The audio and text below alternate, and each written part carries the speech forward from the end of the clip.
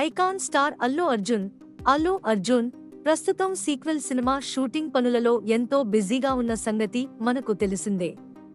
టాలీవుడ్ ఇండస్ట్రీలో స్టార్ హీరోగా కొనసాగుతూ ఉన్నటువంటి అల్లు అర్జున్ పుష్ప లో నటించి ఏకంగా పాన్ ఇండియా స్టార్ హీరోగా పేరు ప్రఖ్యాతలను సంపాదించుకున్నారు.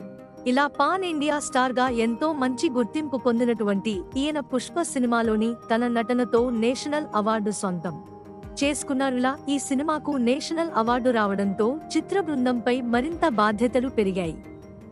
దీంతో పుష్ప 2 సినిమా పట్ల ఎన్నో జాగ్రత్తలను తీసుకుంటూ ఈ సినిమా షూటింగ్ పనులను శరవేగంగా జరుపుతున్నారు.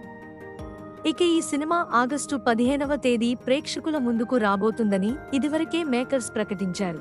కానీ ఈ సినిమాలో కేశవ పాత్ర లో నటించిన నటుడు అరెస్టు కావడంతో సినిమా వాయిదా పడుతుంది అంటూ పెద్ద ఎత్తున ఈ సినిమా గురించి ఎన్నో వార్తలు హల్చల్ చేశాయి.